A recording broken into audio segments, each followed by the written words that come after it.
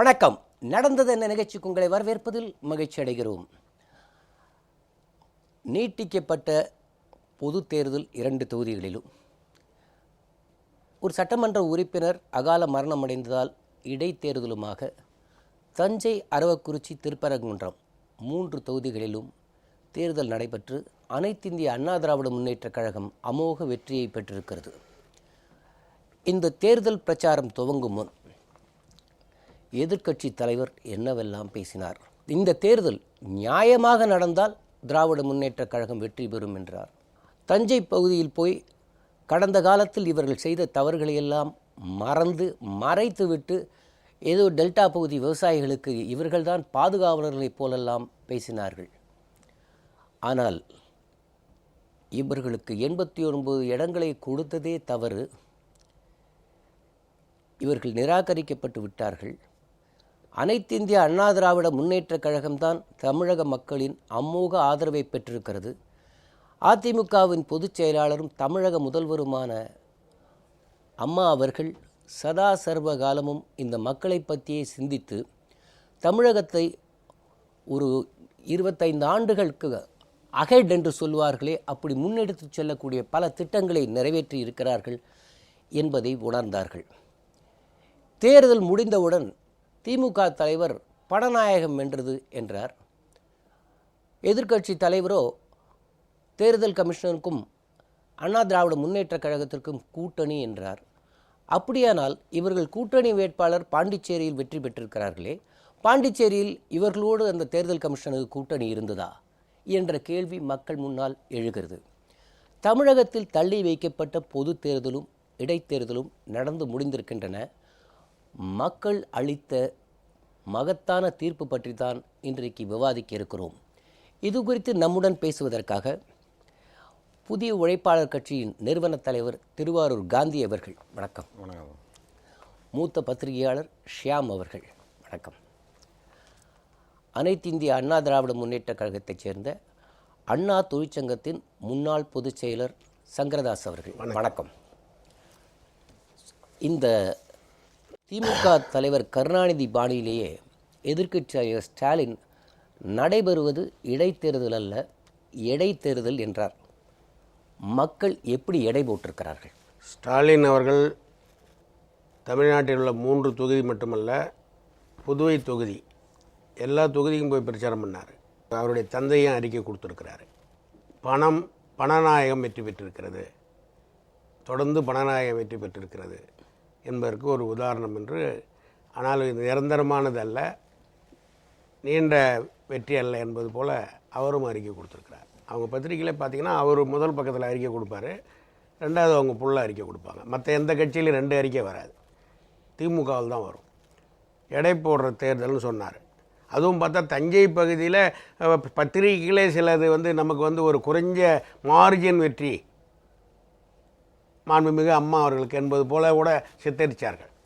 ஆனால் இவ்வளவும் இவர் பேசி இது ஒரு செயல்படாத அரசு, ஏறக்குறைய ஒரு 6 ஆண்டாக பேசுகிறார். 2011 இருந்த இது ஒரு செயல்படாத அரசு என்று பேசினார். இப்போது அவருக்குள்ள ஒரு நப்பாசை என்னன்னா, தேர்தல் கமிஷனுக்கு அனுப்பக்கூடிய அந்த மனுவில் ஏ ஃபார்ம் பி ஃபார்மில் மாண்புமிகு அம்மா ரேகை வச்சுருக்கிறாங்க மருத்துவருடைய ஆலோசனைப்படி. அப்படினால இதை வைத்து அவர்களே ரேகை வைத்திருக்கிறார்கள் என்று பிரச்சாரம் பண்ணி கொண்டு இருந்தார். வெற்றி பெற்று விடலாம்.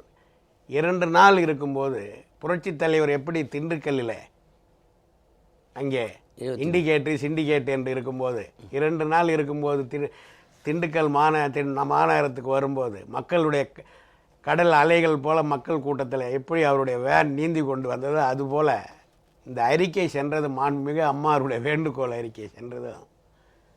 மக்கள் இடத்திலே இவர்களுடைய பித்தலாட்டம் எடுபடவில்லை.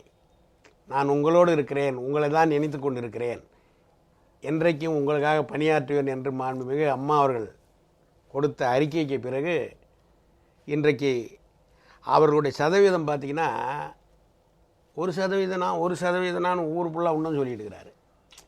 நமக்கும் அவங்களுக்கும் வித்தியாசமே, மக்கள் எடுத்துக்கிற வித்தியாசம் 1% என்று சொல்லிக் கொண்டிருக்கிறார். சட்டமன்றத்தில் பார்த்தீங்கன்னா கூட 40 லட்சம் வாக்கு வித்தியாசம் வருது. 1,76,17,060 அதிலேருந்து அதிமுக. திமுகவினுடைய அந்த கூட்டணி பார்த்திங்கன்னா 1,36,70,311. பெர்சன்டேஜ் விகிதத்தில் பார்த்திங்கன்னா அவங்க வந்து 22.39லேருந்து 31.6க்கு தான் வந்திருக்காரு. ஒரு ஒன்று 40 கிட்ட நெருங்கி வரல. இது கூட இந்த உயர்வு என்பது காங்கிரஸினுடைய 6.5% வாக்கு. 22.39 அதிலிருந்து 31க்கு திமுக வருகிறது என்று சொன்னால் காங்கிரஸினுடைய 6.5% வாக்கு. காங்கிரஸ் ஓட்டு இதெல்லாம் சேர்த்து அவருடைய கூட்டணி கட்சியெல்லாம் சேர்த்து தான் இவருக்கு இத்தனை சதவீத ஓட்டு வருது. 31 தான் அவர் வந்திருக்காரு. ஆனால் 1% தான் வித்தியாசம் அதிமுகவுக்கு எங்களுக்கும் அப்படின்னு இன்றைக்கும் பேசி கொண்டிருக்கிறார்கள். இன்றைக்கு இப்போ வித்தியாசத்தை பாருங்கள். இன்றைக்கு வந்துக்கிற வித்தியாசத்தை நீங்கள் எல்லா தொகுதியிலும் பாருங்கள். 56, 54, 63 எவ்வளோ வித்தியாசம் வந்துக்குது பாருங்கள். இந்த எடை போடுற தேர்தல்னு சொன்னார் இல்லையா, அதுவும் குறிப்பாக இவர் போயிட்டு தஞ்சை பகுதியில் விவசாயிகளை தூண்டி விட்டு, அந்த விவசாயிகளுக்கு தெரியும் இன்றைக்கு ஒரு 35 டிஎம்சி அளவுக்கு கூட இன்றைக்கு தண்ணீர் வந்தது என்றால் மாண்புமிகு அம்மா அவர்களுடைய சட்ட போராட்டம் தான். அவர்கள் திறந்து விட்டார்கள் என்று சொன்னால் நீதிமன்ற உத்தரவுப்படி, இப்போ நீதிமன்ற உத்தரவை அமல்படுத்துன்னு எப்படி போய் பிரதமர் கேட்குறாரு? அந்த உத்தரவை வாங்கியது யார்? இந்த அரசு தானே. மாண்புமிகு அம்மா அரசு வாங்கிய பிறகு தானே நீங்கள் போய் அங்கே வாரியம் அமைன்னு சொல்கிறீங்க. கோர்ட்டு சொல்லிட்டா, கோர்ட்டு சொல்ல வச்சது யார்? இதையெல்லாம் மறைத்து பேசுகிறார். அங்கே இவர் தான் போய் மீத்தேன் கையெழுத்து போட்டவர், அந்த கம்பெனிக்கே போய் ஆஃபீஸ் திறந்தவர், ஆஃபீஸ் செயல்படலான்னு துணை முதலமைச்சராக இருந்தபோது அங்கே போய் அந்த மக்களை ஏமாத்தினார். அவரே எழுதுகிறாரு கருணாநிதியை, என்னுடைய பிறந்த வருஷமும் 24, இந்த பிரச்சனை ஆரம்பித்தது 24, இவர் பிறந்ததுலேருந்தே காவேரி பிரச்சனைன்றார். அவரே எழுதுகிறார் பெரியவரை. அதுலேருந்தே பிரச்சனை என்ன, நீ தஞ்சை விவசாயிகளை தீர்த்து வச்சிட்டீங்க. இன்றைக்கு எல்லாம் விவசாயிகளுக்கு தெரியும். முல்லை பெரியாராக இருந்தாலும் சரி, காவேரி பிரச்சனையாக இருந்தாலும் சரி, இன்றைக்கு கிடைத்திருக்கிற உரிமைகள் மாண்புமிகு அம்மாவுடைய போராட்டத்தை தான் கிடைச்சிருக்கு. பேசலை, கூட்டு பேசலை, எல்லாரையும் கூப்பிடல, இந்த கோரிக்கை தான் வச்சுக்கிறாங்க. அவங்கள கூப்பிட்டு பேசணும், அன்னாட ஃபோட்டோ வரணும். இந்த அரசியல் தான் நடத்தி கொண்டு இருக்கிறார். தமிழ்நாட்டில் ஒரு அரசு செயல்படலை நீ சொன்ன, சரி செயல்படாத அரசை யார் ரெண்டாவது உட்கார வைக்கிறாங்க? தொடர்ந்து மக்கள் எழுச்சியோடு வராங்க. ஏறக்குறைய ஒரு 65,000-70,000 கோடிக்கு மேலே சமூக நலத்திட்டங்களை மாண்புமிகு அம்மா அவர்கள் இன்றைக்கு அமுல்படுத்திக்கிறாங்க. உணவு பாதுகாப்பு திட்டத்தில் இருக்கிற 1,92,00,000 கார்டில் 50% கார்டு எபோவ் பாவர்ட்டி லைன், வறுமை கோட்டுக்கு மேலே இருக்கிறவங்களுக்கு கட் பண்ணுன்னு சொல்லிட்டாங்க. மத்திய அரசு மறுத்து விட்டது. 22 ரூபா சொச்சம் 23 ரூபாய்க்கு தான் இன்றைக்கு வந்து நான் 1 கிலோ கொடுப்பேன்னு சொல்லிட்டாங்க மத்திய அரசு. இருந்தாலும் அந்த சுமையை மாண்புமிகு அம்மா அவர்கள் ஏற்றுக்கொள்கிறேன்னு சொல்லி ஏறக்குறைய 2,000 கோடி கிட்ட ஏற்றுக்கிட்டு பழைய முறையே இன்றைக்கு அரிசி அந்த பேதம் பார்க்காமல் பேராமீட்டர் அளவு எடுக்காமல் அம்மா கொடுத்து கொண்டு இருக்கிறார். இதெல்லாம் மக்களுக்கு தெரியும். இப்போ உணவு பாதுகாப்பு பில்லில் சொல்லிட்டான், பிலோ பாவர்ட்டி லைனுக்கு தான் நான் அந்த விலைக்கு கொடுப்பேன், எபோ பாவர்ட்டி லைன் கிடையாதுன்னு சொல்லியாச்சு. அப்புறம் இன்னொரு சந்தேகம் எழுப்புறாரு. முதல்ல வானான்னீங்களே உதய், நீட்டு வானான்னீங்களே, வேண்டாம் என்று ஃபைட் செல்வது, உரிமைக்காக குரல் கொடுப்பது ஒரு முறை. இதில் என்னென்ன மெரிட்ஸ் அண்ட் டிமெரிட்ஸ் இருக்கிறது, இந்த மக்களை எப்படி பாதிக்கிறது என்று நாங்கள் பேசுகிறோம். மாண்புமிகு அம்மா அவர்கள் மத்திய அரசிடம் பேசி மின்சார அமைச்சரை சொல்லிட்டார். அவங்க சில குறைகளை சொன்னாங்க, இதில் பாதிக்குது தமிழ்நாடு என்று சொல்லி அதை நிவர்த்தி செய்து கொடுக்குறேன் என்று நான் உறுதி கொடுத்தேன். ஏற்றுக்கொண்டார். முதலமைச்சரே ஏற்றுக்கொண்டாங்க, அவங்களே ஏற்றுக்கொண்டாங்க. அப்பயே ஏற்றுக்கிட்டாங்க. அவரே பதில் சொல்கிறாரு. அதை உடனே பித்தலாட்டமாக அவர்கள் மருத்துவமனையில் இருக்கிறார், இப்போது பயமுறுத்தி பணிய வைத்தார்கள். இப்படியெல்லாம் எப்படியெல்லாம் மக்களை வந்து திசை திருப்ப முடியுமோ கோயாபெல்ஸ் பிரச்சாரம் என்று சொல்வார்கள். தொடர்ந்து வாயிலிருந்து ஒரு வார்த்தை கூட உண்மை வருவது கிடையாது. அந்த இன்றைய தேர்தல் நேரத்தில் இவர் கமிஷனை குறை சொல்கிறாரு. கோட் ஆஃப் கான்டக்ட் அங்கே அமுலில் இருக்குது. வங்கிக்கு போகிறாரு ஸ்டாலின், மேனேஜர் உட்காந்துட்டு இருக்கிறாரு. பணம்லாம் சரியாக வருதா போகுதா அப்படின்னு கேட்குறாரு. மக்கள்கிட்ட ஒரு 4 பேர்கிட்ட வந்து உங்களுக்கு வந்து சில்லறை கிடைக்குதா, சில்லறை கிடைக்காதானே வழியில் நிற்கிறான், அதான் தெரியுதே இவர் கேட்குறாரு. கேட்டுட்டு உடனே உடன்பிறப்புகளுக்கு மக்களுக்கு உதவுங்க. இதே ஒரு அதிமுகவை சேர்ந்த ஒரு அமைச்சர் போய் செஞ்சிருந்தா அந்த தொகுதியில் திருப்பரங்குன்றத்தில் இன்றைக்கு எப்படியெல்லாம் பேசியிருப்பீங்க? இந்த பத்திரிகை மீடியாஸ்கள் அதுக்கு ஒரு விவாதமே வச்சுருக்கோம். ஒரு அமைச்சர் போய் ஓட்டு வாங்கிறதுக்காக போய் இது மாதிரி செய்யலாமான்னு கேட்டிருப்பீங்க.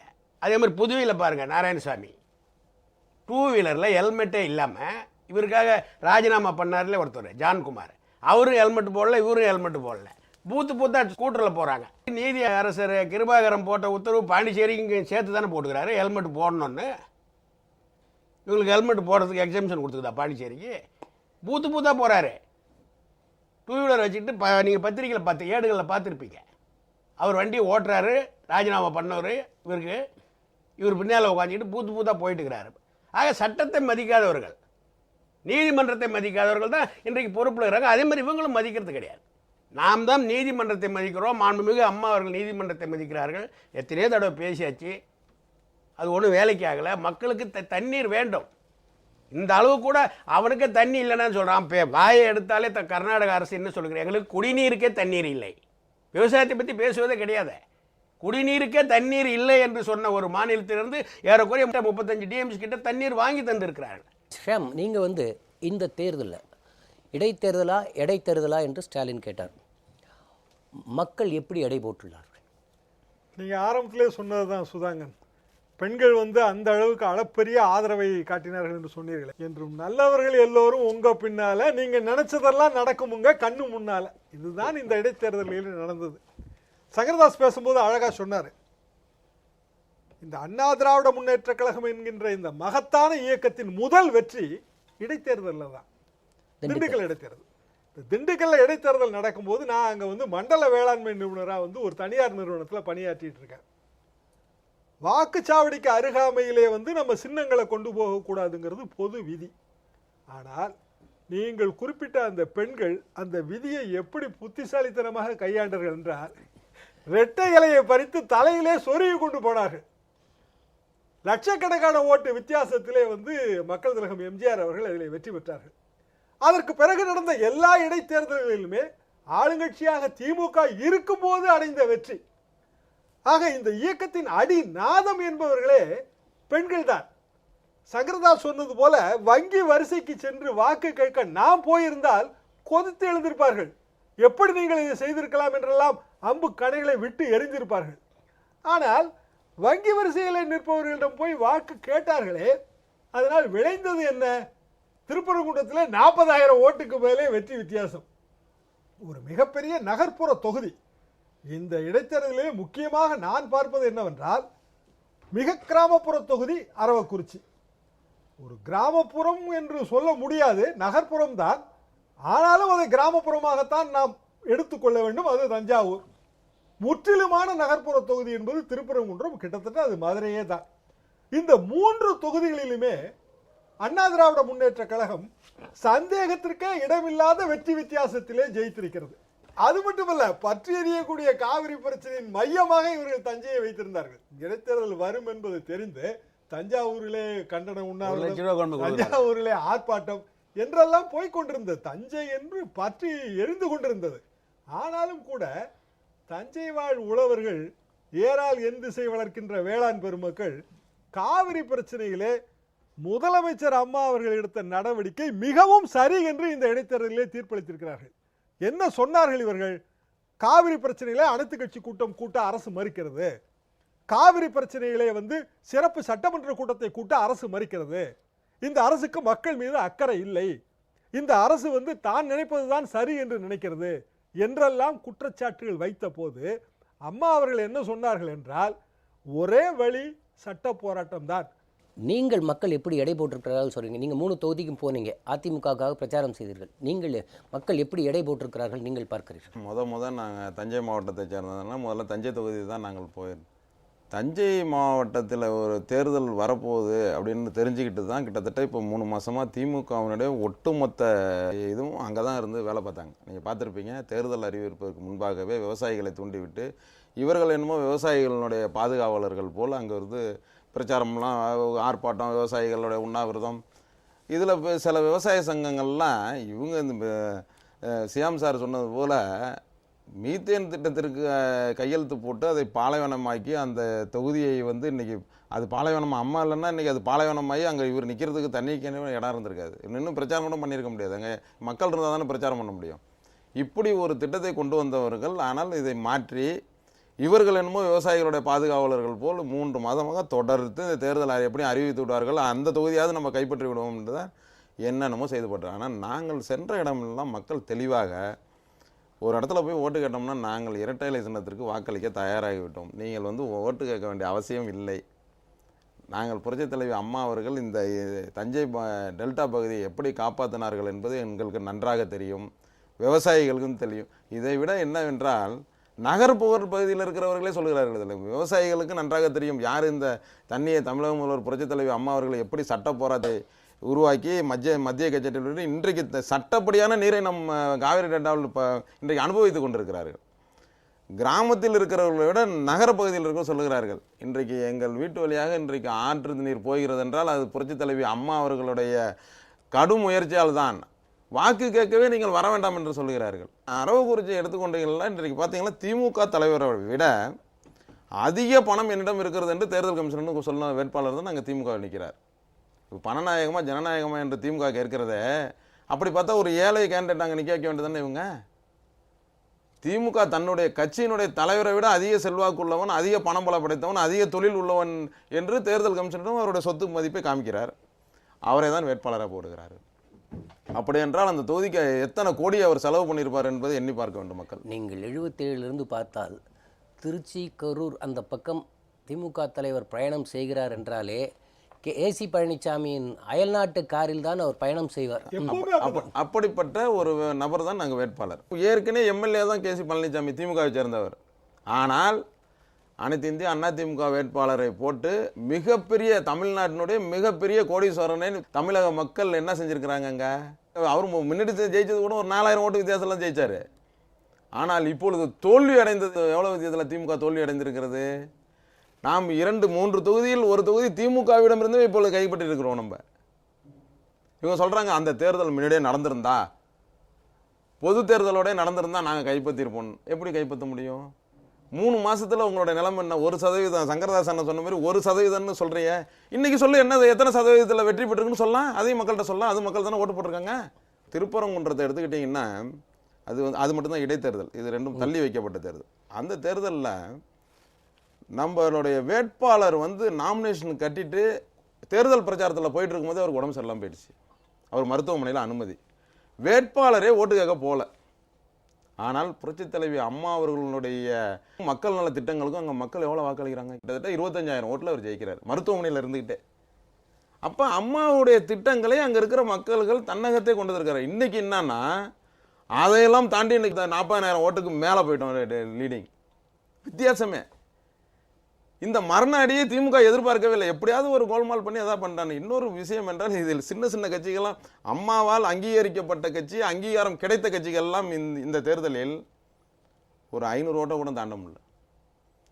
ஒரு ரேசியத்தை கூட சொல்ல முடியல. பாரதிய ஜனதா கூட சொல்கிறாங்க நாங்கள் 3வது இடம். 3வது இடம்ன்றது ஓகே, அது ஓட்டுடைய சதவீதத்தில் சொல்கிறேன். ஆனால் சதவீத கணக்கில் பார்த்தால் எட்டி கூட பார்க்க முடியாதே, எட்டி கூட பார்க்க முடியாத லெவலில் தானே இருக்காங்க. இப்போ ஒரு அகில இந்திய கட்சிக்கு அந்த நிலைமை என்றால் மாநில கட்சி, சின்ன சின்ன மாநில கட்சியெல்லாம் எந்த லெவலுக்கு போயிட்டாங்க. அப்போ தமிழகத்தை ஆளக்கூடிய திறமையும் தகுதியும் தமிழக முதல்வர் புரட்சித் தலைவி அம்மா மட்டும்தான் உண்டு என்பதை தான் மக்கள் இந்த தீர்ப்பு அளிச்சிருக்காங்க.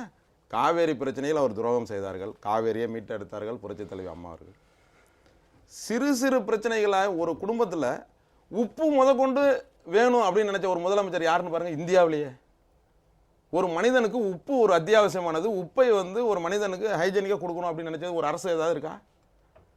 அம்மா உப்பு, அம்மா குடிநீர், அம்மா மருந்தகம் 15% நம்மளுக்கு வெளி மார்க்கெட்டை விட நம்ம கம்மியாக வாங்கிக்கலாம். அம்மா காப்பீடு திட்டம், அந்த மருத்துவ காப்பீடு திமுக ஏற்கனவே ஒரு ஸ்டார் ஹெல்த்னு ஒரு ப்ரைவேட்டில் கொடுத்தாங்க. அதை கூட மத்திய அரசாங்கத்தினுடைய பொது காப்பீடு திட்டத்தில் போட்டு இன்றைக்கி அரசாங்க மருத்துவமனையில் கூட அதிலிருந்து நம்ம பெற்றுக்கிறோம் நிறையா பணத்தை. அதேமாதிரி நெய்வேலியில் பாருங்கள், இது வரைக்கும் நம்ம ஒரு 5% மத்திய அரசாங்கத்திட்டருந்து வாங்கி இன்றைக்கி நம்ம தமிழக அரசு வச்சுருக்கிறோம். இப்படி மக்கள் நல திட்டங்களை செஞ்சது யார்? அதை திமுக மறுக்க முடியுமா? மக்கள்கிட்ட போய் என்ன சொல்லி நீங்கள் ஓட்டு கேட்க முடியும்? அம்மா தேர்தல் பிரச்சாரத்துக்கே போகலை. ஆனால் இவர்களுடைய அத்தனை திமுகவினுடைய அத்தனை பரிவாளங்களும் அங்கே இறங்கி வேலை பார்த்தாங்க. அதனோட நிலைமை என்ன?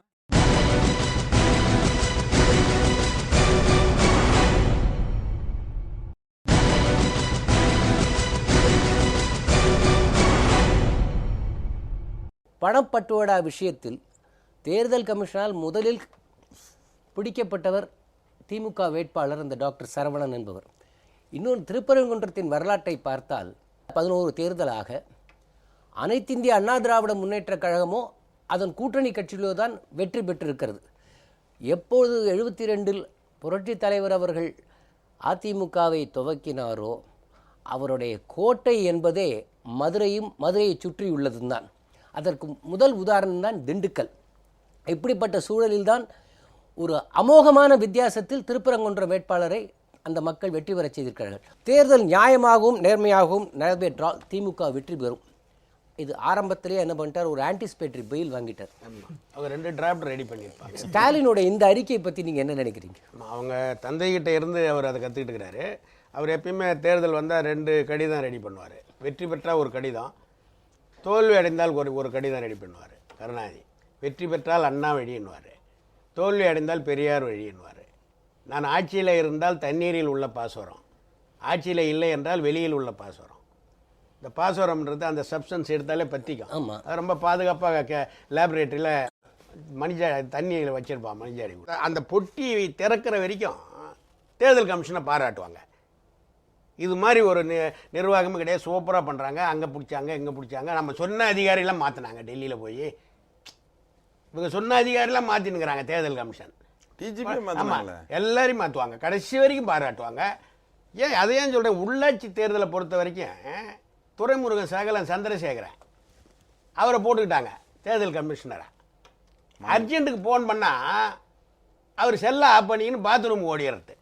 இந்த ஒருத்தர் லூட் அவுட் பண்ணுறான், காலையில் குத்தி போடுறான் வாக்குச்சாவடி. ஏன்னா ஃபோனே எடுக்க மாட்டார் துரைமுருகன் சகலன் போட்டு.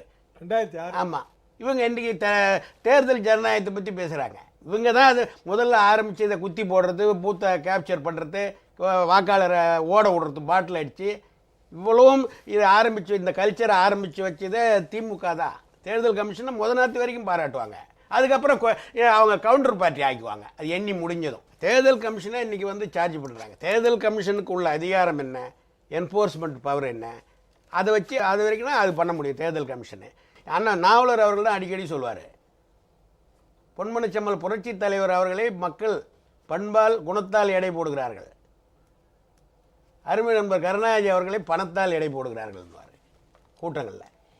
இந்தியா ஃபுல்லாக பரவுனது திருமங்கலம் ஃபார்முலா, அது இவர்களால் தானே ஏற்பட்டது. ஆமாம், இவர்கள். அது மட்டும் இல்லை, முதல்ல இந்த கேபிள் டிவி மசோதா இருக்க, இது போய் கவர்னர்கிட்ட இவரே அன்பழகன் சொல்லிட்டு வராங்க, நாங்கள் வந்துட்டாக்கா அதை ட்ராப் பண்ணிக்கிறோம், வர வரைக்கும் நிறுத்தி வைங்கன்னு சொல்லி. இவங்க பேரனான 200 முதல்ல கொடுத்து இவரை உட்கார வச்சார். திருப்பி இந்த கேபிள் போயிட போகுதுன்னு சொல்லி சுமங்கிலி 200 கொடுத்து முதல்ல ஆரம்பித்து வச்சதே இவங்க தான். பொதுமக்களை கெடுத்து நீ பொதுமக்கள் பணம் வாங்க வச்சது திமுக தான். என் மக்கள் மறந்திருப்பார்கள் என்று சொல்லி இன்றைக்கு பணநாயகத்தை நேற்று கூட அருண்ஜேட்லி யாரை கவுண்டர் பண்ணுறாரு, இவர் காசு சில்லறை இல்லைன்னு மனித சங்கிலி போகிறீங்க. நாளைக்கு 28ஆம் தேதி மத்திய அரசு முன்னால் ஆர்ப்பாட்டன்றீங்க. அவர் என்ன சொல்கிறார் தெரியுமா, 2Gயில் 1.76, நிலக்கரியில் 1.80, காமன்வெல்த், இது எல்லாம் சேர்த்து எல்லாம் பணமும் கருப்பில் போயிடுது, அதை கொண்டாடத்தான் பண்ணுறான்றார். உங்களை அட்டாக் பண்ணுறாரு அவர். உங்களை பணத்தால் அங்கே எடை போடுறான். உண்மையை சொல்கிறாரு. இல்லை, உங்களை பணத்தால் எடை போடுறாங்க டெல்லியில், எங்களை குணத்தால் எடை போடுறாங்க. தேர்தல் கமிஷனை குற்றம் சொல்வது இவங்களுக்கு வழக்கம், வாடிக்கை. வெற்றி பெற்றுட்டா பாராட்டுவாங்க, ஈரோடு முடிவு தெரிஞ்சிட்டா தேர்தல் கமிஷனே சரியில்லை, அதுவே கமிஷன் வாங்குற கமிஷன் ஆகிப்போச்சுன்னு அவர் அறிக்கை கொடுத்தவர் தானே. 1% சொல்லிட்டு இருந்தீங்க, ஏன் 1% கூட உங்களால் இப்போ மெயின்டைன் பண்ண முடியல? அப்படியானால் பாண்டிச்சேரியில் எப்படி ஜெயிச்சாங்க? புதுவையில் தான் தெரியுமே, நாமளே போய் மனு கொடுத்துருக்குறோம், இதில் கார்டிலே போட்டுக்கிறாங்க. அதுக்கப்புறம் 4000, 2000, 8000 கொடுக்குறாங்க. அந்த ஏற்கனவே ராஜினாமா பண்ணவர் கேபிள் நடத்துகிறார், பிரியா கேபிள் கனெக்ஷனு. அவர் வீட்டிலே பல கோடி ரூபா பணம் எடுத்திருக்காங்க. அவர் வீட்டில் பல கோடி ரூபா பணம் எடுத்திருக்காங்க. புதுவையில் திருப்பரங்குன்றத்துலேயும் முன்னாள் துணை முதலமைச்சராக இருந்தவர் இப்போ எதிர்கட்சி தலைவராக இருக்கிறாரு. அவர் பேங்க்கில் போய் வாக்கு சேகரிக்கிற மாதிரி அவர் ஊக்குவிச்சுட்டு வர்றாரு. அவருடைய தொண்டர்கள்லாம் உதவணும்னு சொல்லிட்டு வர்றாரு. இல்லை கோட் ஆஃப் டிசிப்ளினில் வருதா இல்லையா? அப்போ தேர்தல் கமிஷன் சரியாக இருந்ததா சரியா இல்லையா அது சொல்லுங்கள். இவர்களுக்கு அது சப்போர்ட்டாக இருந்ததுன்னா வாய் திறக்க மாட்டாங்க. வெற்றி பெறவில்லை என்று சொன்னால் உடனடியாக தாக்குவது தேர்தல் கமிஷன் தான். தேர்தல் நியாயமாகவும் நேர்மையாகவும் நடைபெற்றால் திமுக வெற்றி பெறும். என்று ஆன்டிசிபேட்டரி பெயிலே வாங்கிவிட்டார் ஸ்டாலின். அவருடைய இந்த கருத்தை பற்றி என்ன நினைக்கிறீர்கள்? இவங்க எப்போவுமே வந்து ஜெயித்தா வந்து ஜனநாயகத்தின் வெற்றி, தோத்தா சதவீத கணக்கு, இது வழக்கமான ஒரு பாணி தான். ஆனால் நீங்கள் சொன்னது போலவும் நம்ம காந்தி சொன்னது போலவும் இந்த தேர்தல் என்பது திட்டவட்டமாக முடிவுகளை தந்துவிட்ட ஒரு தேர்தல். ஓட்டு வித்தியாசம் என்பது திருப்பரங்குன்றத்தில் 40,000 என்றால் கிட்டத்தட்ட 25,000 ஓட்டுகளுக்கு மேலே தஞ்சாவூரில். எங்கேயுமே இது சந்தேகத்திற்கு இடமில்லாத ஒரு வெற்றி. இவர்கள் சொன்ன பழைய சதவீத கணக்கு கூட இதில் வந்து அடிபட்டு போய்விட்டது. அதுதான் உண்மை. ஆக இடைத்தேர்தல் என்பது எடை போடுகிற தேர்தல் என்று அவர் குறிப்பிட்டது உண்மை என்றால், இந்த இடைத்தேர்தலிலே எடை போடப்பட்டிருக்கிறது திராவிட முன்னேற்ற கழகம். அதில் நாம் சந்தேகமே பட வேண்டாம். திராவிட முன்னேற்ற கழகத்தின் செல்வாக்கு என்பது மிகவும் சரிந்து விட்டது. இந்த சதவீதம் தான் நாளைக்கு உள்ளாட்சி தேர்தலிலே பிரதிபலிக்க போகிறது. மொத்தத்தில் இந்த இடைத்தேர்தல் தேர்தல் கமிஷனும் அண்ணா திராவிட முன்னேற்ற கழகமும் கூட்டணி வைத்தது என்று கூறுகின்ற குற்றச்சாட்டு, இவர்கள் கூறுகின்ற குற்றச்சாட்டு எடுபடாத குற்றச்சாட்டு என்பதை தெளிவாக தெரிவிக்கிறது. உள்ளாட்சி தேர்தலிலும் கிட்டத்தட்ட இதே குற்றச்சாட்டை தான் கூறினார்கள். அது மாநில தேர்தல் கமிஷன், அவ்வளவுதான் வித்தியாசம். ஆனால் இன்றைய மாநில தேர்தல் கமிஷனர் யார் என்று பார்த்தால், நீங்கள் முதலிலே குறிப்பிட்ட இந்த திருமங்கலம் ஃபார்முலாவை கண்டுபிடித்து அறிமுகப்படுத்தப்பட்ட போது மதுரையிலே வந்து ஆட்சித்தலைவராக இருந்தவர், அந்த திருமங்கலம் தொகுதிக்கு அவர்தான் வந்து தேர்தல் அதிகாரியாகவும் இருந்தார். அதிகாரிகள் நாம் குற்றம் சொல்லக்கூடாது. ஆனாலும் இதை நான் எதற்கு நினைவுபடுத்துகிறேன் என்றால், பழைய வரலாறு என்பது இதுதான். தேர்தல் கமிஷனுக்கும் அண்ணா திராவிட முன்னேற்ற கழகத்திற்கும் ஒரு கூட்டு இருக்கிறது என்று. ஆக அகில இந்திய அளவிலே இருக்கின்ற தேர்தல் கமிஷன் என்றாலும் கூட்டு அவர்களோடு தான், நமக்கு மாநில அளவிலே இருக்கின்ற தேர்தல் கமிஷன் என்றாலும் கூட்டு அவர்களோடு தான். ஆனால் உண்மையான கூட்டு என்பது அம்மா அவர்கள் மக்களோடு தான் வைத்திருக்கிறார்கள். அது எப்போதுமே தெரிகிறது. நீங்கள் சொன்னது போல பெண்கள் அதிக அளவிலே திரண்டு வந்து ஓட்டளித்தார்கள். திருப்பரங்குன்றம் வாழ் பெண்கள் நிறைய பேர் வந்து அலுவலகங்களிலே பணியாற்றுகின்றவர்கள். அவர்களுக்கு 9 மாதம் நாம் பிரசவ விடுப்பு கொடுக்கிறோம். 9 மாதம். தேர்தல் அறிக்கையிலே ஒன்று. தேர்தல் நடந்து ஆட்சிக்கு வந்து இத்தனை மாதங்களிலே அமல்படுத்தப்பட்ட பல திட்டங்களிலே ஒரு தலையாய திட்டம். அப்படிப்பட்ட திட்டத்தால் பயன் அடைந்த பெண் வாக்காளர்கள் யாருக்கு ஓட்டு போடுவார்கள்? இது எல்லோருக்கும் தெரிந்த விஷயம் தானே. ஆனாலும் இவர்கள் எப்போதுமே வந்து இந்த பூசணிக்காயை சோற்றிலே மறைக்கின்ற வேலையை செய்வார்கள். மக்கள் மத்தியிலே அதனால் அவமானப்படுவார்கள். நேர்மையாகவும் நியாயமாகவும் நடந்தால் திமுக வெற்றி பெறும் என்று ஒரு ஆன்டிசிபேட்டரி பெயில் வாங்கினார் ஸ்டாலின். இதை பற்றி நீங்கள் எப்படி பார்க்குறீங்க? இந்திய வரலாற்றிலேயே ஒரு வேட்பாளருடைய நிறுவனத்திலிருந்து பணம் கைப்பற்றுறது திமுகனுடைய வேட்பாளர் பழனிசாமியோட அலுவலகத்தில் தான். அவர் தொழிலதிபர்னு சொல்கிறாரு ஒழிஞ்சு, அப்போ பணம், அந்த பணம் கணக்கில் வராத பணத்தை எதுக்கு அவ்வளோ பணத்தை வச்சுருக்கணும்? கணக்கோட இருந்தால் இன்கம் டேக்ஸ் பணத்தை எடுக்க முடியாது, அக்கௌண்ட்ஸில் இருக்கிற பணத்தெல்லாம் அழுட்டு போக முடியாது.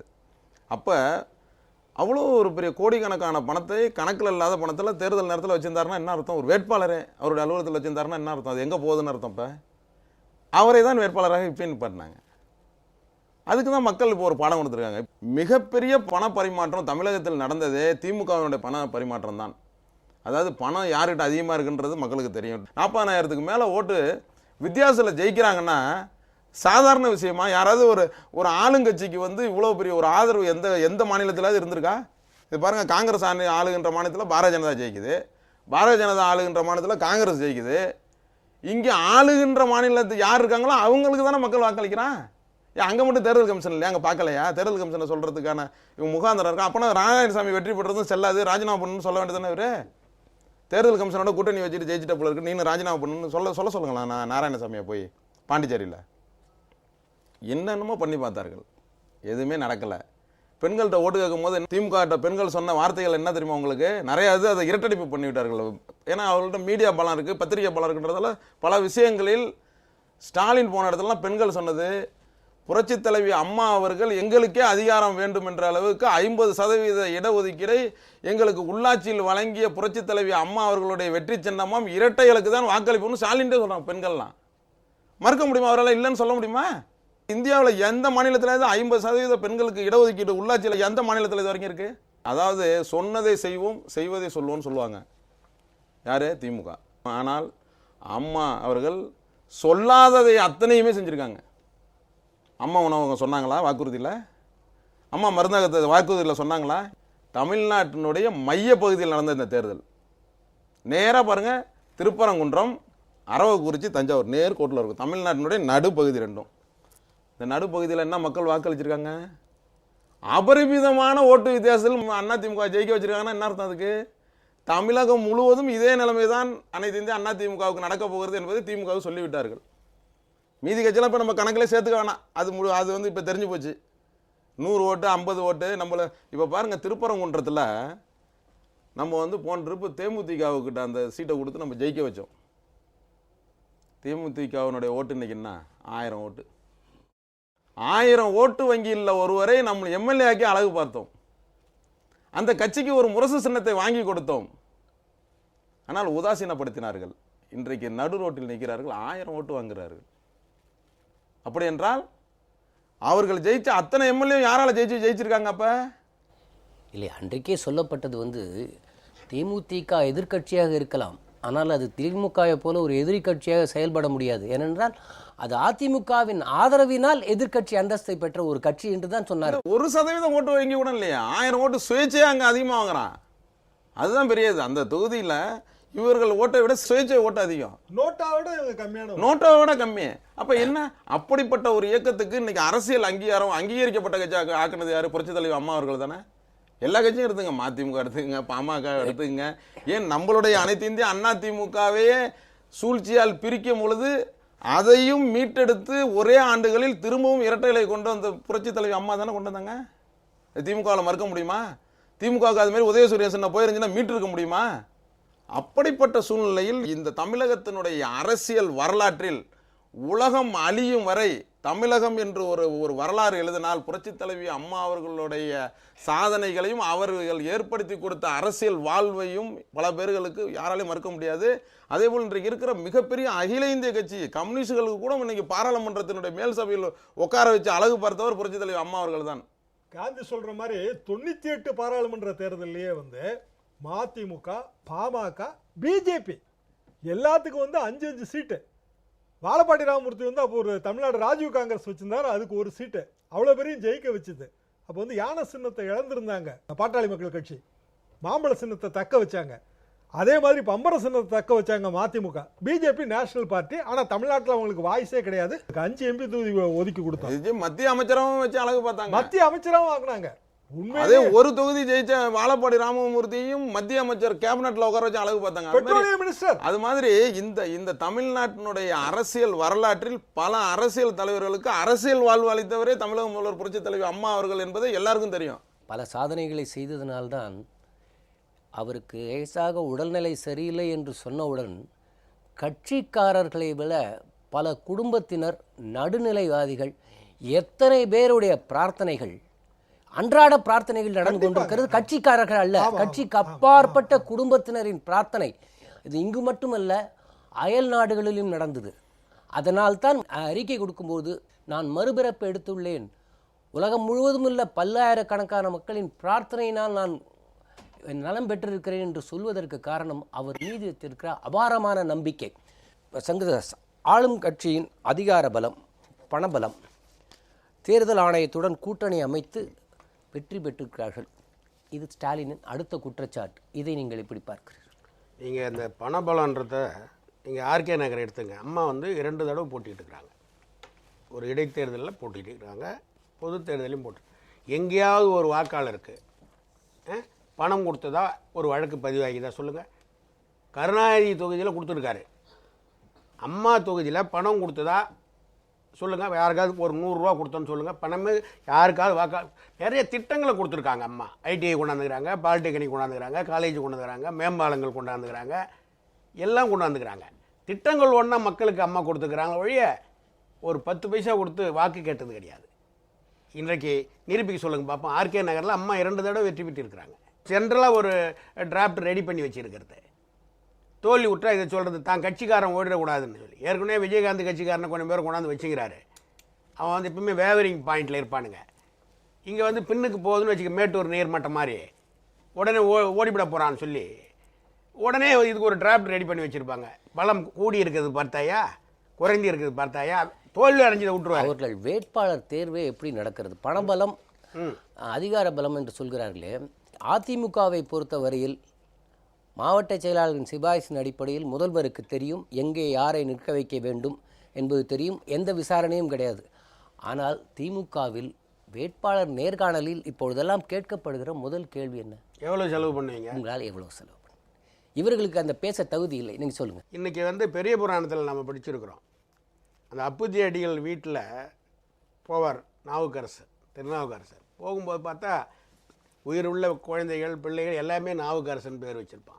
உயிர் உள்ளது உயிரற்ற அளவைகள் படிகள் எல்லாமே நாவுக்கரசர் பேர் வச்சுருப்பான். அதுபோல் இங்கே தமிழ்நாட்டில் எல்லா திட்டங்களும் அம்மா மருந்து, அம்மா உணவகம் எல்லாமே மக்களுக்காக அம்மா இவ்வளோ செஞ்சுருக்காங்க. இவர் கூட தேர்தல் அறிக்கையில் அதை விட்டுட்டா என்ன ஓட்டு வந்துடுமோ என்னமோ, நமக்கு வராமல் போயிட போதுன்னு நான் அண்ணா உணவகமாக மாற்றுவேன், கொண்டு வருவேன். இவர் தேர்தல் அறிக்கையில் சொல்கிறாரு. ஆமாம், அண்ணா உணவகம். அது என்ன இப்போ குறை? அம்மா உணவகம் தான், அது என்ன வேவாத அரிசி? உடனே இவர் அண்ணா உணவகம் கொண்டு வரான். அது மட்டும் இல்லை, பித்தலாட்டமாக இந்த மாவட்டங்கள்லாம் கொஞ்சம் பின்னாடிக்கு 1 லட்சம் கனஅடி தண்ணியை திறந்து விட்டீங்க.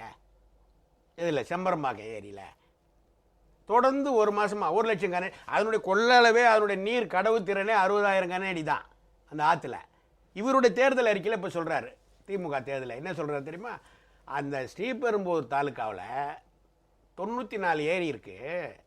அதில் 54 ஏரிகளுடைய தண்ணி நேரடியாக அடையாறு ஆற்றில் கலக்கிறது.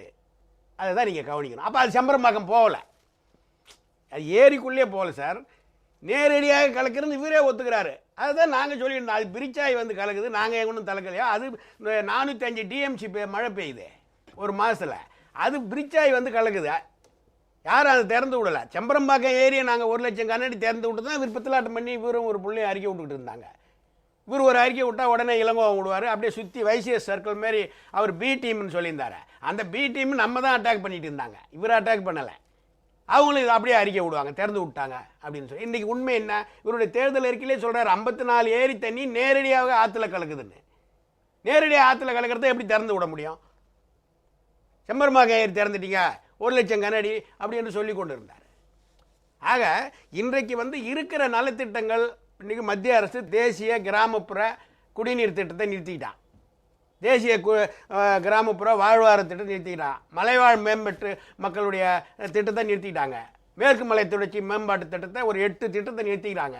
இருந்தாலும் மக்களுக்காக அதை நிறுத்திட்டாங்கன்னு நாம் நிறுத்த முடியாது. மக்களுக்காக அம்மா 2600 கோடி அடிஷ்னலாக அந்த சுமையை ஏற்றுக்கிட்டு செயல்படுத்துகிறாங்க. அந்த குடிநீர் திட்டம், வாழ்வார திட்டத்தெல்லாம் மத்திய அரசு இப்போ 13வது நிதிக்குழுக்கும் 14வது நிதிக்குழுக்கும் உள்ள டிஃப்ரென்ஸில் நிறுத்திட்டாங்க. இதெல்லாம் மக்களுக்கு தெரியும். நாங்கள் அந்த திட்டத்தெல்லாம் நிறுத்தலை. இன்றைக்கு பார்த்தீங்கன்னாக்கா தமிழ்நாட்டில் 1 கிலோமீட்டருக்கு 42 பைசாவுக்கு கிலோமீட்டருக்கு பேருந்து இயக்கி கொண்டிருக்கிறோம். பக்கத்தில் கர்நாடகாவில் 65, கேரளாவில் 75, மகாராஷ்டிரில் 85 பைசா 1 கிலோமீட்டருக்கு வாங்குறான். இத்தனை தடவை பேருந்து கட்டணம் ஏற்றிக்கிறான். அவன்லாம் வந்து நைட்டு டீசல் ஏறுதுன்னா நைட்டு எம்டியே பேருந்து கட்டணத்தை ஏற்றிக்குவாங்க. அந்த அளவுக்கு அவங்களுக்கு அதிகாரம் கொடுத்துக்கிறாங்க. அரசாங்கத்துக்கு கேட்க மாட்டாங்க. அங்கே இருக்கிற கேஎஸ்ஆர்டிசி எம்டி நைட்டே 10 ரூபா ஏறுதுன்னா உடனே நைட்டே அவர் பேர் கட்டணத்தை ஏற்றுறாங்க. நம்ம ஏற்றுறது கிடையாது. 42 பைசாவுக்கு நம்ம வந்து பேருந்து கட்டணத்தை ஏற்றிக்கிட்டு இருக்கிறோம். அதுபோல் மின்சார கட்டணத்தை இந்தியாவிலே குறைஞ்ச அளவு மின்சார கட்டணம் வாங்குறது தமிழ்நாடு அரசு தான். 77 ஒரு புள்ளி வரும் சொல்கிறேன். இவர் வந்து 1% 77ல் ஏடிஎம்கே 30.36, டிஎம்கே 24.89. எங்கே டிஃப்ரென்ஸ் இருக்குது பாருங்கள். 81ல் 38.75, டிஎம்கே 22 பேசிஸ் தான் இவங்களது. அதுக்கப்புறம் 84ல் 37, இவர் 29. அதுக்கப்புறம் பார்த்தீங்கன்னா நீங்கள் வந்து 96க்கு அப்புறம் 2001ல் நம்ம 31.44, இவங்க 25.7. 2006ல் பார்த்தீங்கன்னா நம்ம 32.64% ஓட்டு வாங்கி எதிர்கட்சியாக இருக்கிறோம். திமுக 26.46 தான் வாங்கிது, நம்ம விட ஆளுங்கட்சியில் இருக்குது. ஒரு சதவீதத்தை பேசுகிறார் இல்லையா? 26% வாங்கி ஆளுங்கட்சி ஆகுது மைனாரிட்டி கவர்மெண்ட்டை. நம்ம 32.64 வாங்கியிருக்கிறோம். இதை விட எத்தனை பெர்சன்ட்? 6% கூடுதலாக வாங்கி எதிர்கட்சியாக இருக்கிறோம். இன்றைக்கி பெர்சன்டேஜை பற்றி பேசுகிறாரு 1%. அதுக்கு 2011 38.40, இவர் 22.39, 2014 44.34, இவங்க 23.61. ஆக மொத்தம் 8%, 9% இவருக்கு நமக்கு டிஃப்ரென்ஸில் இருந்தாங்க. இது தமிழறி மணியன் அவர்கள் சொல்லுவார் அடிக்கடி. அவங்க தலைவர் காலத்துலேருந்து அந்த கட்சிக்கு 35 கீழே கிடையாது. இந்த பி டீம் எதிர்க்கிறதுனா முதல்ல கருணாநிதி எதிர்ங்க. அவங்களுக்கு 21, 22 தான். இவரை எதிர்த்துட்டு நீங்கள் முதல்ல எதிர்கட்சியாக வாங்க, அதுக்கப்புறம் அதிமுக கிட்ட போங்க. அப்படின்னு தமிழறிவு மணியனை அடிக்கடி பேசுவார். கரெக்டாக ஜட்ஜ் பண்ணார். அதிமுகவுடைய நிரந்தரமான ஓட்டு எங்கே 1% இருக்கு. மக்களை வந்து இன்றைக்கு தன்னுடைய பிரச்சனையாக எடுத்துக்கூடிய தலைவி இங்கே வாழ்ந்து கொண்டு இருக்கிறார். திராவிட முன்னேற்ற கழகம் கூட்டணி இல்லாமல் அவர்களால் இந்த அளவு வாக்குகளை பெற முடியுமா என்பதே சந்தேகம். ஆனால் அனைத்து இந்திய அண்ணா திராவிட முன்னேற்ற கழகம் தொடர்ந்து நாடாளுமன்ற தேர்தலாகட்டும் சட்டமன்ற தேர்தலாகட்டும் நாங்கள் தனித்து நின்று மக்களை சந்திப்போம் என்றுதான் சந்தித்து வெற்றி பெற்றிருக்கிறோம். நம்மகிட்ட சைசபெல்லாம் ஒரு கூட்டணி கிடையாது. ஆமாம், காங்கிரஸ் சிதம்பரம் சொன்னதுக்கு இது வரைக்குமா எலெக்ஷன் நடந்து 6 மாதம் கிட்ட ஆகுது. கருணாநிதியோ அவருடைய பிள்ளைய பதில் சொல்லிக்கிறாரா? எங்களுடைய 6% வாக்குகள் இல்லை என்றால் உங்களுக்கு டெபாசிட் போயிருக்கோம், எதிர்கட்சியாக வந்திருக்க முடியாதுன்னு சிதம்பரம் பேசியிருக்காப்புல. ஏன் கருணாநிதி எதுக்கு 24 மணி நேரத்தில் அறிக்கை விடுவார்? சமூகம், பொருளாதாரம், இலக்கியம் எல்லாத்துக்கு ஏன் இது வரைக்கும் அறிக்கை விடலை? கூட்டணி கட்சி சொல்கிறார் இல்லை, கூடா நட்பு கேடா முடியும்னு சொன்னீங்க. இப்போ ஏன் அந்த நட்புக்கு நீ அறிக்கை விட மாட்டேற? உன் கூட்டணி கட்சிக்காரர் சொல்கிறாங்க நாங்கள் எல்லாம் டெபாசிட்டே வாங்கியிருக்க மாட்டேன், நீ எதிர்கட்சியாக வந்திருக்க மாட்டேன்னு. ஏன் அதை கணக்கில் எடுத்துக்க மாட்டேற? 22லேருந்து 31 வந்துக்கிற அவங்களுடைய தயவால், அவ்வளவுதான். நீ எங்கே 40க்கு வந்துட்ட? எங்ககிட்ட மொத்தமாக கூட்டி எல்லாம் சொல்லிட்டு இருக்கிற நீ. எங்கிட்ட அப்படி சைஸபிளாக ஒரு கூட்டணி சொல்லுங்கள்.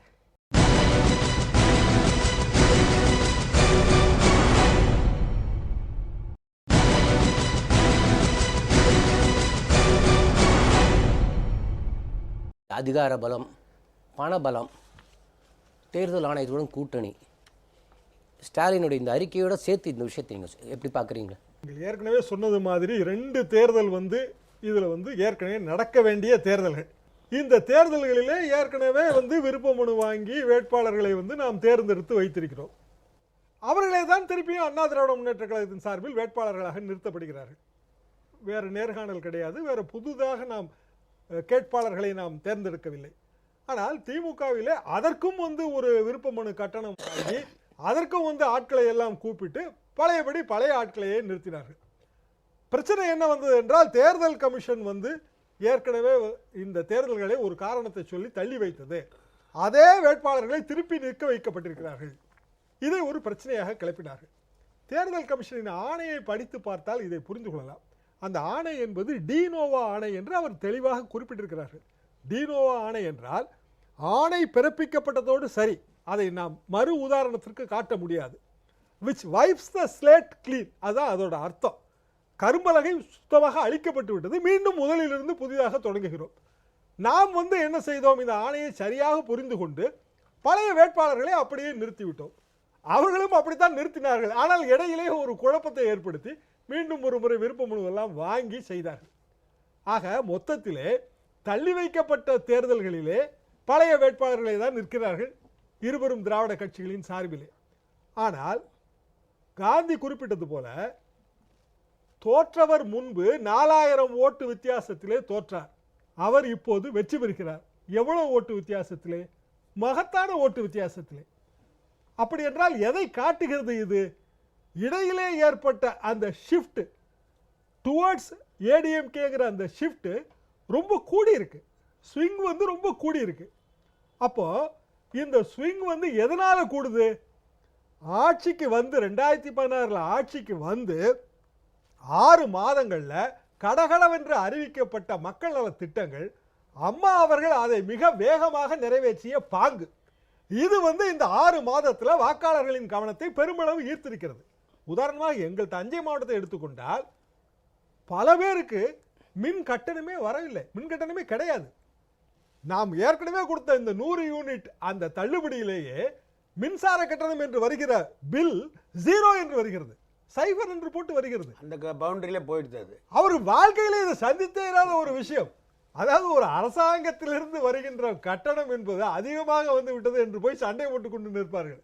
ஆனால் என்ன இது தவறாக வந்து விட்டதா என்று தெரியவில்லையே, பில் கட்டணம் ஒன்றுமே வரவில்லையே என்று போய் இன்றைக்கு விளக்கம் கேட்டுக்கொண்டிருக்கின்றார்கள்.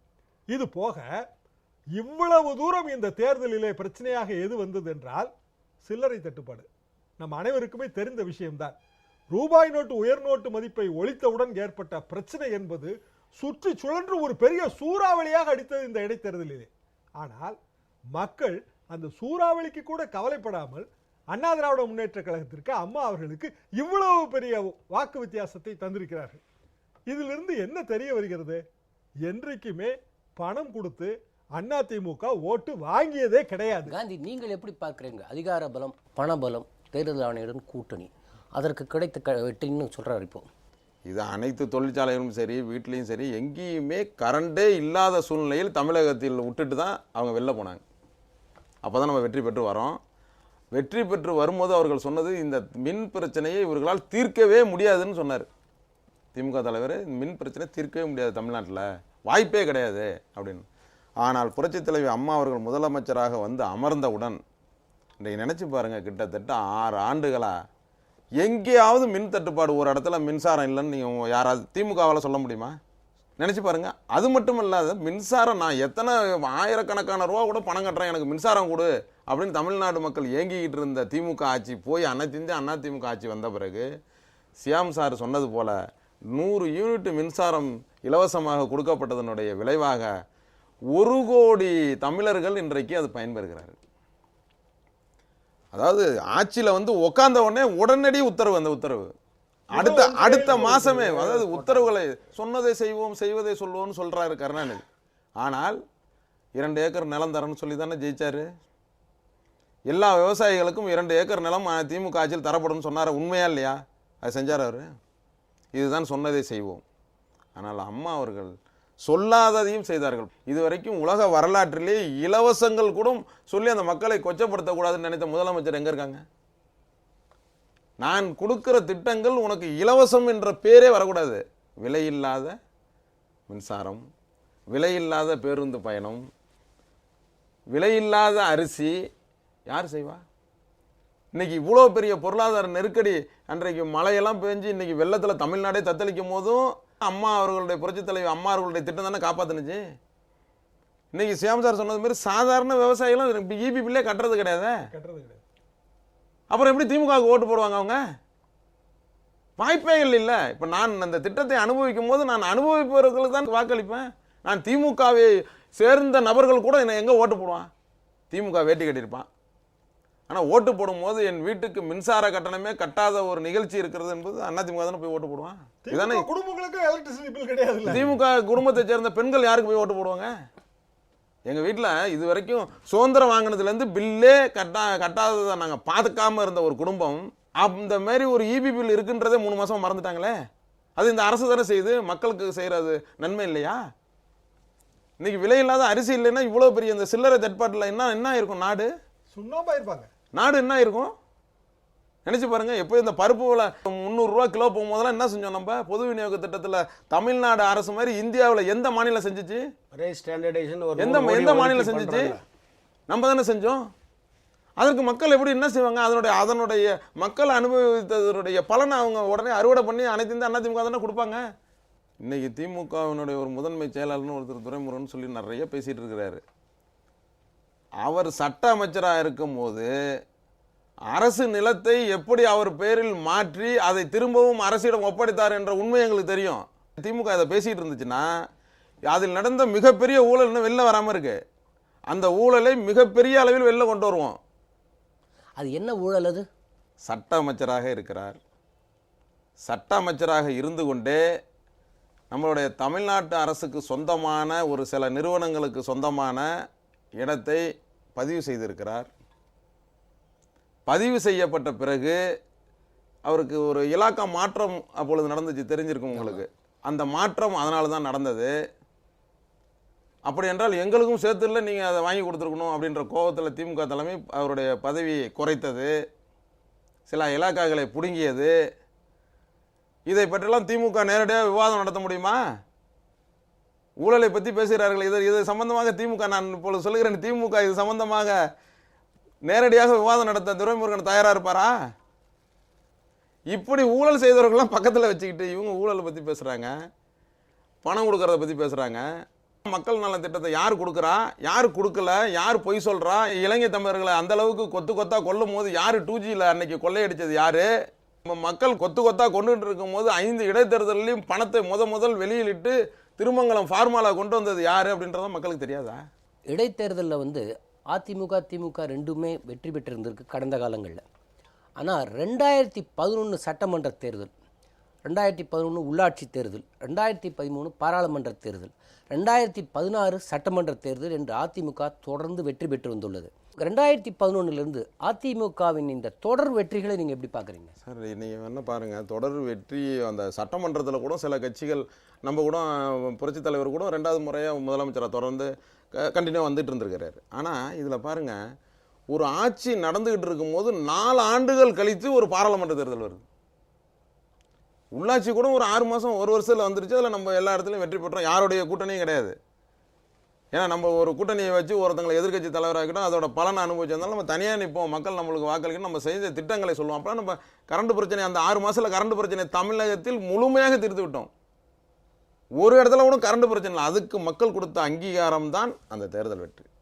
புரட்சித் தலைவி அம்மா அவர்களுடைய நீண்ட கால திட்டங்கள், அவங்க பாருங்க, இன்றைக்கே வர்ற திட்டம்லாம் கிடையாது. நான் நீண்ட கால திட்டத்தையும் கொண்டு வருவேன்.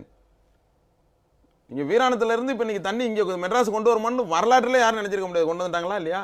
அதுமாரி நீண்ட கால தொலைநோக்கு திட்டங்களை கொண்டு வந்தாங்க. இப்போ அதுக்கு பிறகு 4 ஆண்டுகள் கழித்து இந்த தேர்தல், பாராளுமன்ற தேர்தல் நடக்குது. பாராளுமன்ற தேர்தலில் என்ன முடிவு பண்ணுறாங்க?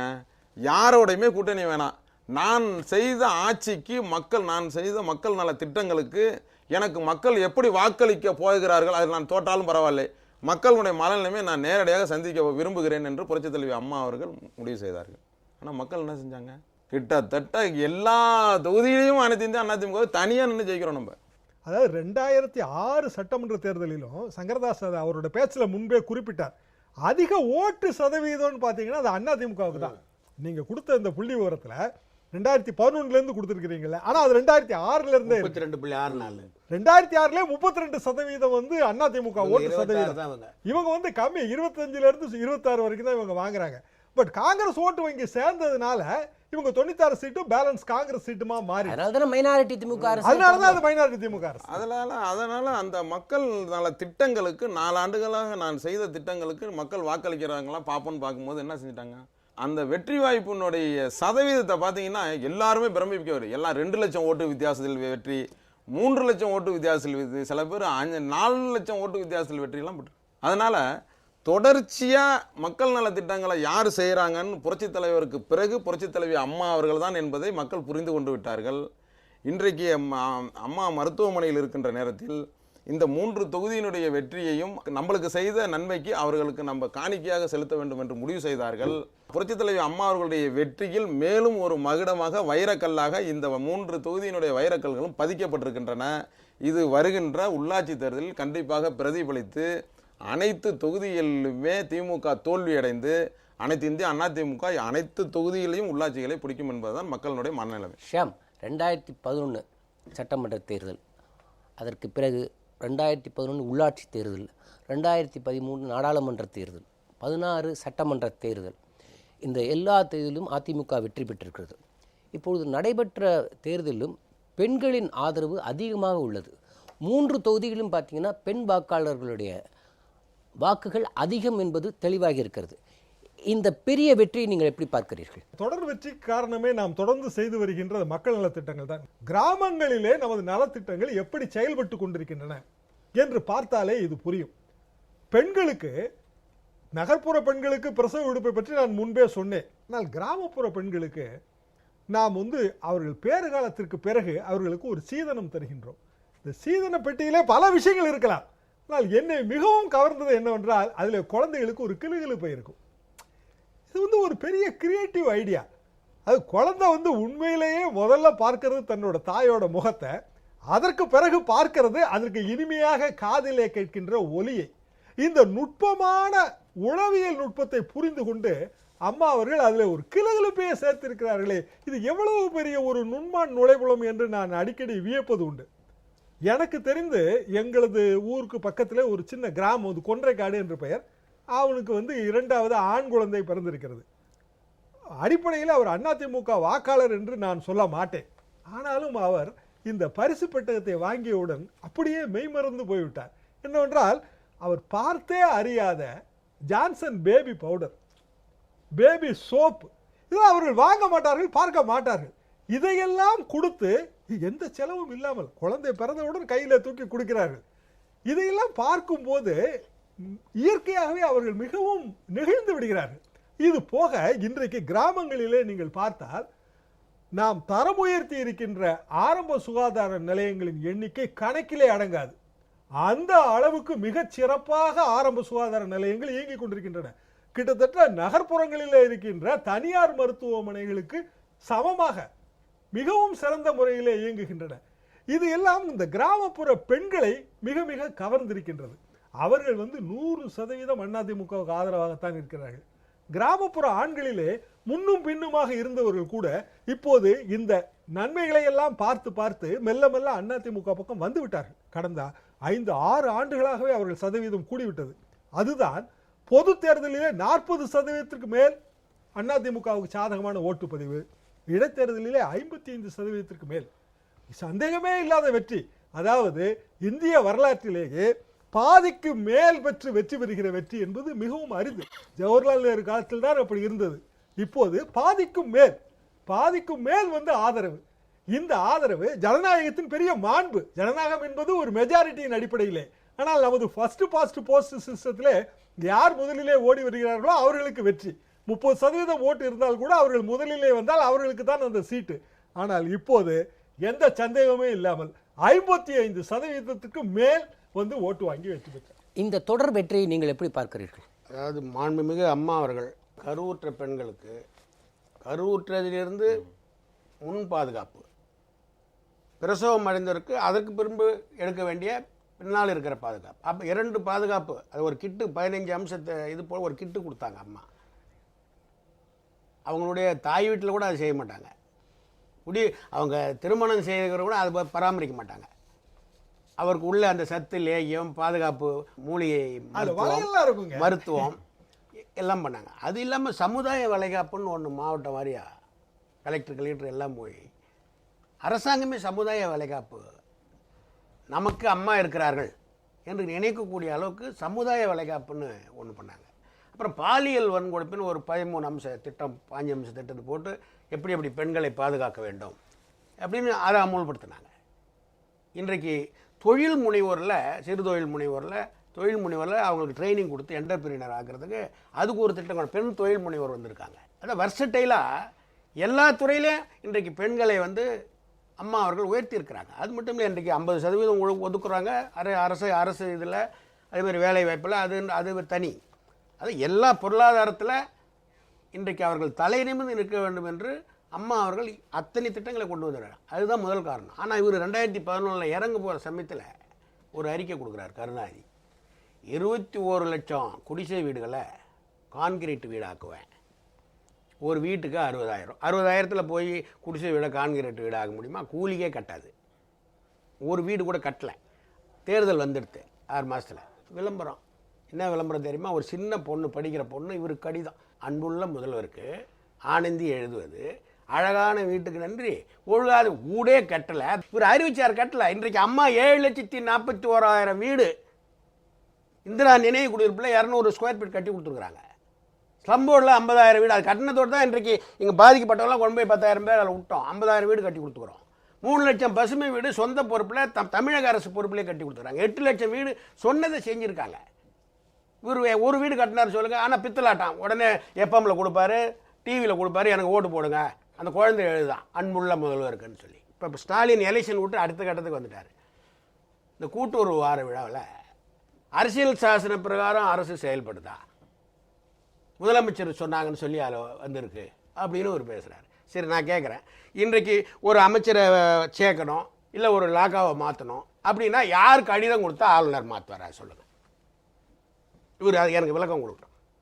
இப்போ சப்ஜெக்டை மாற்றி கொடுத்தாங்க அண்ணன் ஓபிஎஸ்க்கு. யார் கடிதம் கொடுத்து கவர்னர் மாற்றி கொடுத்தாரு? யார் அப்பாயிண்டிங் அத்தாரிட்டி? அவங்க தான் டெர்மினேஷன் அத்தாரிட்டி. அவங்க என்ன பொறுப்பு இல்லாமல் இருக்காங்களா? முதலமைச்சர்ன்ற பொறுப்பு இருக்கிறாங்க. அவங்ககிட்ட உத்தரவு வாங்குறதோ ஆலோசனை வாங்குறதுல எந்த விதத்தில் தப்பு இருக்குது? இப்போ ஒருத்தர் சேர்க்கணும்னு நினைக்கிறாங்க.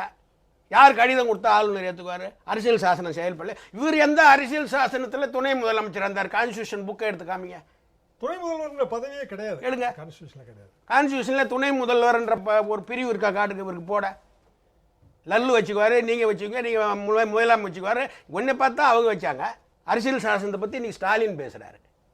இந்த கூட்டுறவு வார எங்கள் அம்மாவுக்கு சொல்லக்கூடிய ஆலோசனை சொல்லக்கூடிய அதிகாரம் இல்லையா?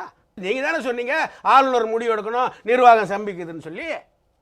அப்புறம் அம்மாவுடைய ஆலோசனையை தான் ஆளுநர் செஞ்சார். அப்புறம் லாக்காக்கள் செயல்படும் போது உரிய அமைச்சர்கள் ஆலோசனை கேட்க மாட்டாங்களா? தேர்தலை விட்டாப்புல ஸ்டாலின் இதுக்கு வந்துட்டார். அடுத்தாப்புல அரசியல் சாசனம் பிரகாரம் செயல். நீங்களாம் அரசியல் சாசனம் பிரகாரம் தான் செயல்பட்டு இருந்தீங்களா? புரட்சி தலைவரை எழுத்து நீ சும்மா அஞ்சா ஏறக்குறைய ஒரு 240 போராட்டம் நடத்தினார். சாலை பணியாளர் போராட்டம், ஆசிரியர்கள் போராட்டம், மருத்துவர்கள் போராட்டம், போக்குவரத்து தொழிலாளர் போராட்டம். ஒரு நாள் கூட அவர் நிம்மதியாக விட்டது கிடையாது. அதே போல் எங்கள் அம்மாவை 5 வருஷமாக ஏறக்குறைய ஒரு நாள் கூட நிம்மதியாக விடலை. நீங்கள் எத்தனை போராட்டம் எவ்வளோ பிரச்சனை பண்ணீங்க? இவர் 5 ஃபேக்ட்ரிக்கு அனுமதி கொடுத்துக்கிறாரு 5 ஆண்டில். நாங்கள் 5 ஆண்டில் ஒரு ஃபேக்ட்ரிக்கு அனுமதி கொடுத்தான்னு சொல்லுங்கள். உனக்கு கதை வசனம் எழுத, படம் தயாரிக்க உதவி பண்ணான்னு மார்ட்டினுக்கு அனுமதி கொடுத்திய. இவ்வளோ பித்தலாட்டமும் இவ்வளோ அராஜகமும் தமிழ்நாட்டில் செஞ்சுட்டு ஒரு யோகியன் போல நீங்கள் சுற்றி வரீங்கன்னா இதை மக்கள் புரிந்து கொண்டு இருக்கிறார். இந்த தேர்தல் இடைத்தேர்தலா என்று கேட்டார்.